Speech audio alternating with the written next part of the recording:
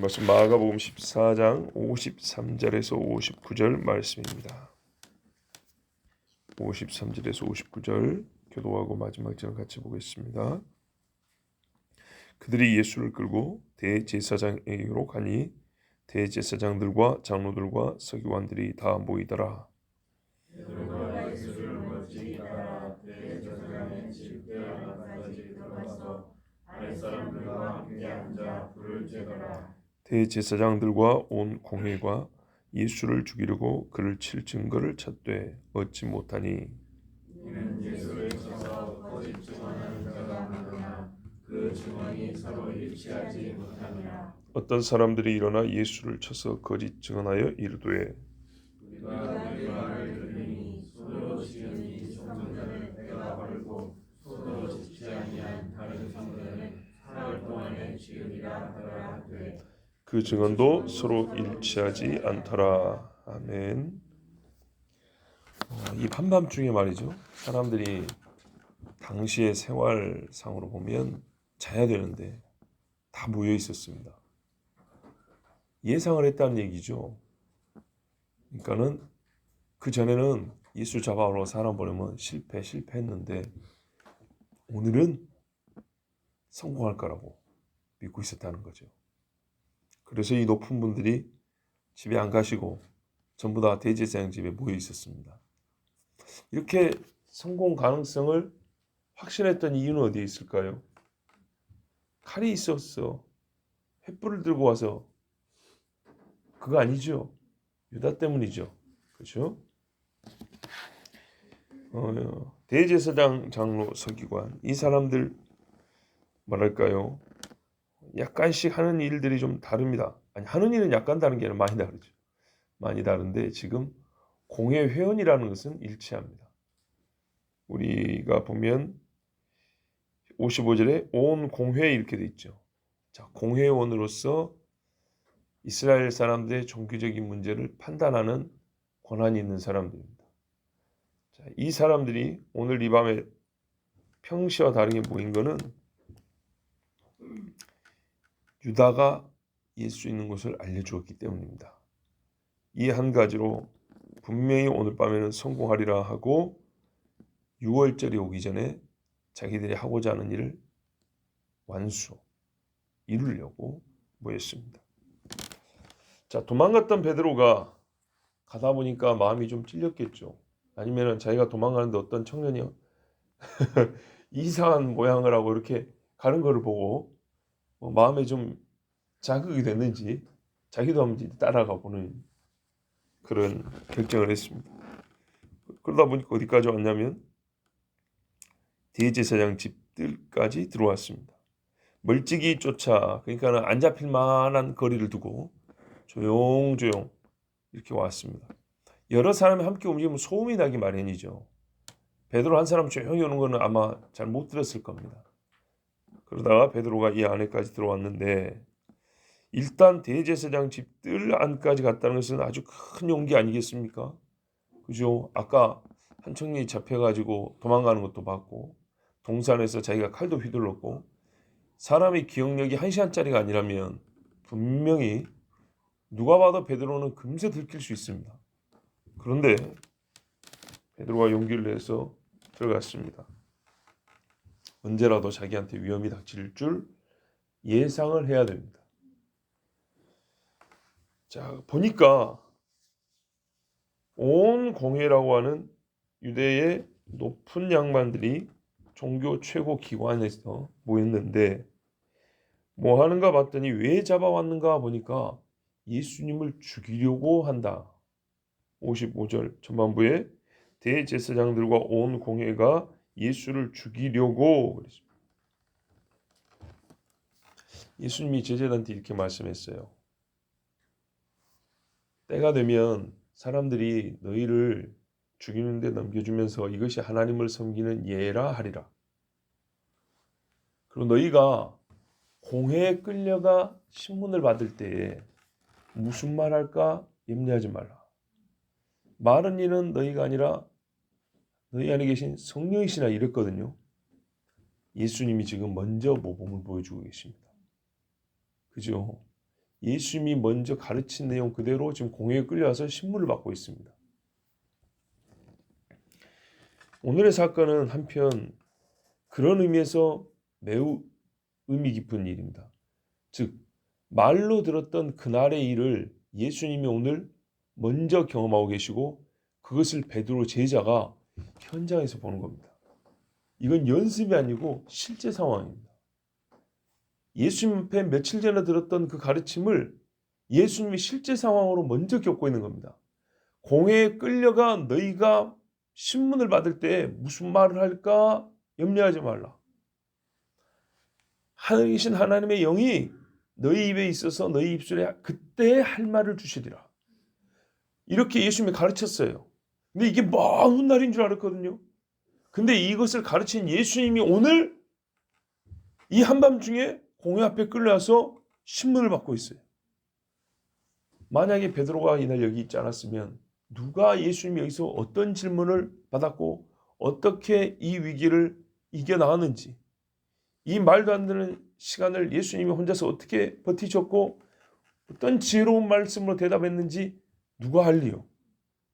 근데 제자가 이 현장에서 지금 있기 때문에 예수님이 하신 일과 예수님의 자세와 태도와 심리 상태와 모든 것을 다 보고 듣고 기억하고 전해 내려서 지금 기록을 남겼지 않습니까? 하나님께서는 이렇게 실제로 예수님이 가르치신 것을 예수님이 먼저 겪으시고 그것을 제자가 목도하게 하셔서 오늘 우리에게 기록해 주셨습니다. 그러니까 발 씻어주면서 내가 너에게 가르치는데 이렇게 하라고 실제로 너희 발을 씻어주면서 보여주신 것 같이 꼭 이렇게 하라 그런 것 같이 예수님이 오늘 실제로 자기를 죽이는 자들에게 끌려가서 조사를 받고 죽임을 당하는 과정을 제자에게 그대로 보여주었단 말입니다. 실제 상황을. 이보다 나은 교육이 어디 있겠습니까? 그리고 예수님의 말씀을 예수님 자신보다 먼저 행함으로 우리에게 보여주실 분이 또한 누가 있겠습니까? 이 사람들이 보니까 죽이려고 증거를 찾았다 그랬습니다. 사형에 처할 죄목은 이미 정해두었죠. 사형에 처한다는 결론도 내놨고 죄목도 정해졌습니다. 이 사람은 종교기관이기 때문에 종교적으로 사형을 내릴 수 있는 죄목이 있어야 됩니다. 그건 뭡니까? 신성모독입니다. 자기를 가리켜 하나님의 아들이다 하는도다. 이게 종교기관으로서는 사형에 해당하다고 결정할 수 있는 증거가 됩니다. 근데 이거를 세속법조에 갖고 가면 웃어버리겠죠. 그래서 세속법조에 가서는 죄목을 바꾸죠. 가이사에게 세금을 바치지 말라고 했으며 무리를 선동하여 로마를 뒤엎자고 선동한 사람입니다. 이렇게 바꾸죠. 그래서 예수님은 극단적인 정치범 너무 양심범 같고 하여튼 정치적 혼란과 종교적 영역에서의 최악의 범죄를 저지른 양쪽의 가장 악한 죄질이 안 좋은 사람으로 그렇게 판단되어 사형에 처하게 됩니다. 만약에 종교에 관한 문제였다면 나중에 어디죠? 에베소에서 그랬던가요? 이 일이 너희 종교에 관한 일이면 너희가 해결하라 그러고 총독이 가라 그랬죠. 그런 것처럼 빌라도가 굳이 따질 필요가 없습니다. 그런데 들고 온 죄목은 가이사에게 반역하는 죄목이었습니다. 근데 지금 이날을 신문하는 내용은 네가 가이사를 거역하자고 했냐가 아니라 네가 그렇죠. 하나님에 대하여 뭐라고 말했냐. 자, 뒤에 보면 나오지 않습니까? 60절에 그리고 그 이하에 보면 특히 61절에 네가 찬송받을 네 아들 그리스도냐? 이렇게 물어봤죠. 그렇다 하니까 뭐라 그래요? 63절에 우리가 어찌 더 증인을 요구하리요. 이렇게 했죠. 그겁니다. 이 증거를 다른 사람을 통하여 입증하고 싶었어요. 이 주장을. 근데 입증이 안 됐고 그래서 예수님 앞에 속이 뻔히 보이는 것을 직접 물어봤어요. 그래서 증거라는 것은 오직 예수님의 1인 자백밖에 없습니다. 형사소송법상 1인 자백으로는 죄가 정해지지 않습니다. 왜요? 뒤집어 두드러 패고 억지 자백을 받아낼 수도 있는 거 아닙니까? 이건 다 뒤집을 수 있습니다. 자, 뭐 그런 게 중요한 게 아니고요. 뭐 2000년 전과 지금과 법이 뭐 얼마나 다를까요? 그러니까 먼저 다른 사람에 의해서 증거를 찾고자 하지 않습니까? 근데 이게 안 됐다는 얘기입니다. 56절에 신성모독으로 죽일 증거를 찾았는데 못 찾았어요. 왜 못 찾았는가 했더니 56절 밑에 보니까 예수를 쳐서 거짓 증거하는 자가 많이 있대요. 그 밤에 어디서 왔는지 모르겠는 어떤 소식을 듣고 왔는지 모르지만 인위적으로 모았다는 그런 느낌이 딱 들죠. 예수 잡힐 걸 어찌 알고 누가 사방에서 몰려들었단 말입니까? 이 밤에 유다가 와가지고 알아냈다고 사람 내달라고 한 게 불과 한 2시간 전인데, 근데 이 거짓말로 증언하는 사람들이 그런 게 서로 합할 수가 없죠. 자, 여러분, 고대로부터 내려오는 법리, 법의 이치, 이론에 우리가 그 이론을 보게 되는데, 증거의 불일치는 선고하고자 하는 죄목에 대하여 무죄를 증명하는 것밖에 안 된다는 겁니다. 증거의 불일치는 내가 A라는 죄목으로 치고 싶은데 A라는 죄에 대하여 증거가 서로 안 맞아요. 무죄인 겁니다. 무슨 법률 공부 시간이 아니지만 조금만 우리가 한번 생각을 해보면 증거에 대하여 좀 생각을, 이참에 증거가 나왔으니까요. 지금 말 그대로 좀 소송 중이잖아요. 자기들 멋대로 하는 거지만 소송 중이잖아요. 증거는 인적 증거하고 물적 증거를 포함해서 다 증거라 그럽니다. 우리가 말하는 증인이 있죠. 증인도 인적 증거입니다. 그런데 어떤 경우든 간에 합하지 않는 증거가 2개 이상인데 서로 합하지 않는다. 그 말은 무슨 말이냐면 그 중에 일부는 가짜, 일부는 진짜일 수 있고요. 아니면 전부가 다 가짜일 수 있습니다. 전부가 다 진짜라는 것은 절대 성립이 안 됩니다. 그렇죠? 증거가 2인데 서로 부딪혀요. 100개인데 그 중에 부딪히는 것들이 있어요.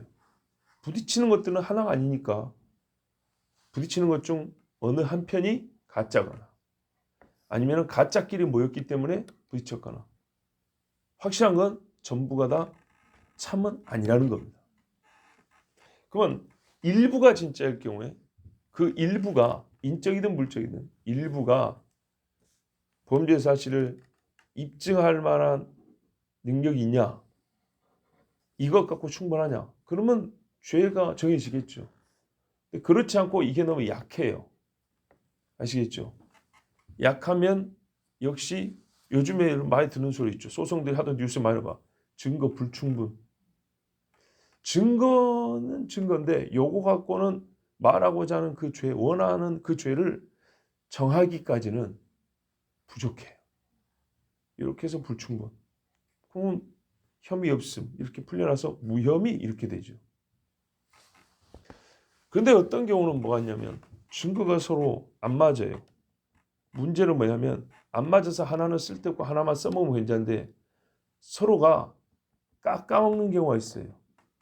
얘가 얘를 틀렸다고 말하고 얘가 얘를 틀렸다고 말하는, 서로 충돌하는 게, 서로 부딪혀서 하나만 튕겨나면 좋은데 얘가 부딪히다 보니까 얘는 얘를 힘을 약화시켜버리고 얘는 얘를 힘을 약화시켜버리고, 이렇게 해서 어느 정도 힘이 떨어지면 아예 증거로서 가치가 상실돼 버릴 수도 있어요.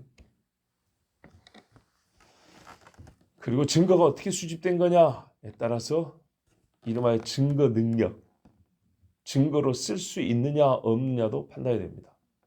요약하면 그겁니다. 증거가 될 수 있느냐. 두 번째는 증거가 되더라도 그 증거가 증명하는, 죄를 증명하는 능력이 얼마나 되냐. 증명력. 조합해서 인적 증거든 물적 증거는 사실상 물적 증거는 없고요. 물적 증거를 댈 것 같으면 예수님이 그리스도라는 게 확실하죠. 근데 이 밤에는 사람들만 몇 명 모였지 않습니까? 즉 인적 증거뿐인데 이 인적 증거 가지고는 예수님이 사형에 해당하다고 정할 만한 증거가 갖춰지지 못했다는 말입니다. 이럴 경우에 어떻게 되죠? 증인이라고 나온 그 인적 증거를 차치한 사람들은 여차하면 위증이나 그 거짓된 증거로 고발을 했다면 무고나, 즉 자기의 거짓말 때문에 그 사람이 벌을 받는 겁니다.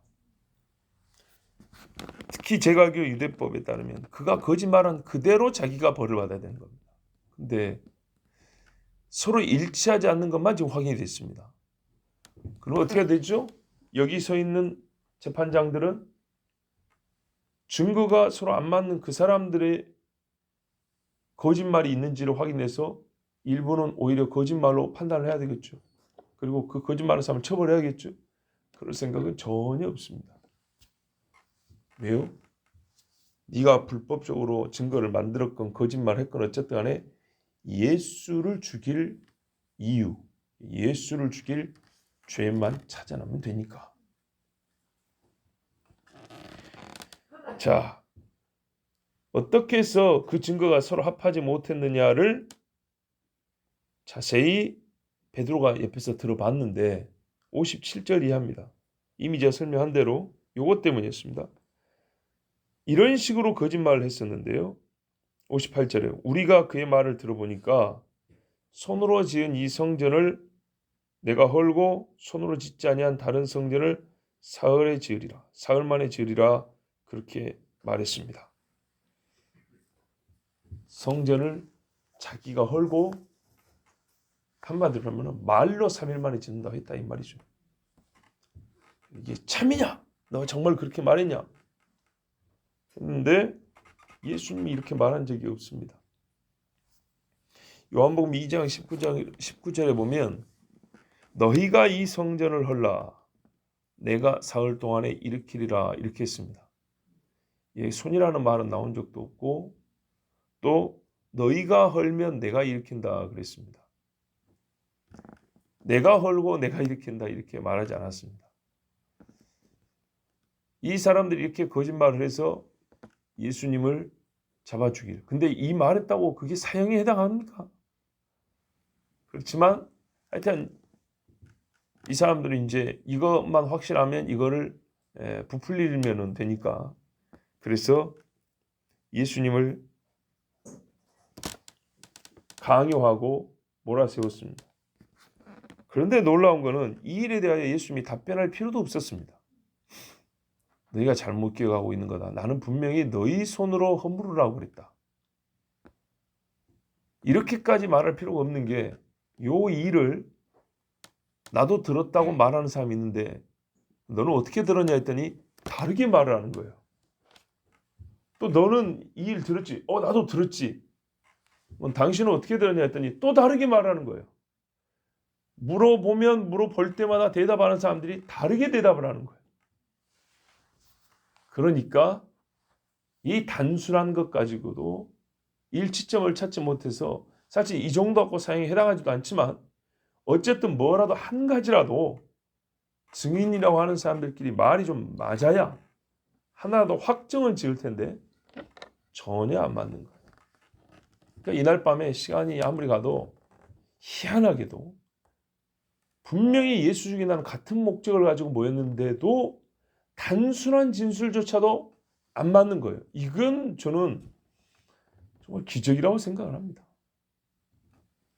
생각을 해보세요. 왜 모였냐니까 사람을 죽이려는 같은 마음으로 모였대. 같은 마음. 아니면은 죽이려는 사람의 영향권 안에서 끌려와서 입에 담아준 말들이 있어요. 요런 문제 이런 식으로 대답하라고. 그렇게 해놓고 시작했는데도 말이 충돌할 정도로 안 맞는 거예요. 약간 토시가 벗겨난 게 아니고 이 주장을 저쪽 주장에 따르면 말이 안 되고 저쪽 주장에 따르면 이 주장이 말이 안 되게끔 이렇게 서로를 완전히 그냥 붕괴시키는 그런 식의 주장을 증언을 하는 거예요. 이 짧은 진술조차도 놀랍지 않습니까? 이거 하나 말을 딱딱 못 맞춥니까? 경찰 조사받으려면 겁이 나가지고 서로 말을 맞추고 막 하잖아요. 요 정도 짧은 것도 말을 못 맞춰요. 근데 안 맞았답니다. 그래서 대제사장들이 예수님을 신문하면 할수록 자기들의 악랄하고 악한 생각들, 그 악만 드러날 뿐이었지 예수님에게서 불의함을 찾아내는 것은 단 한 가지도 없었습니다. 6월절에 그 잡는 양들은 말이죠. 한 4일 전부터 물론 1년 되는 양께 1년 내내 잘 돌봐야 되지만 한 4일 전에 확정을 해가지고 잘 돌봅니다. 흠이 없어야 합니다. 확인을 합니다. 예수님의 신문 과정은 요즘 말로 하면 최종적으로 3심제죠. 대제사장, 빌라도, 헤롯까지 해서 최종적으로는 빌라도가 판결을 했지만 하여튼 3번의 당시 할 수 있는 재판 과정을 다 겪습니다. 만 하루가 못 되었어요.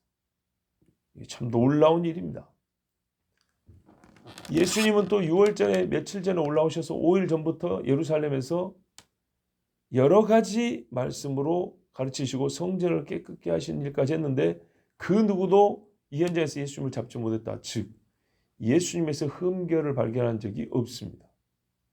이스라엘 전체 사람과 6월절로 온 이방인과 또한 대제사장과 로마 총독 빌라도, 헤롯 왕까지 비롯해서 그 누구에게서도 예수님의 죽일 죄가 입증된 적은 한 번도 없습니다. 아마 이스라엘 사람 중에 예수님 빼고 이렇게 짧은 시간 동안에 요 높으신 지체 높으신 양반들에게 하루도 안 돼서 다 한 번씩 재판을 받는 경우는 없었을 겁니다. 그렇다면 가장 밀도 높은 너무 시간이 느슨하면 또 잊혀지고 막 복잡해지는데 밀도 높게 최고 심판관들에게 재판을 받았는데 예수님은 사실상은 무죄였지만 정해놓은 죄목과 그 재판장들이 자기 이익 혹은 손익을 계산한 결과 예수님은 사형에 넘겨지게 됐습니다.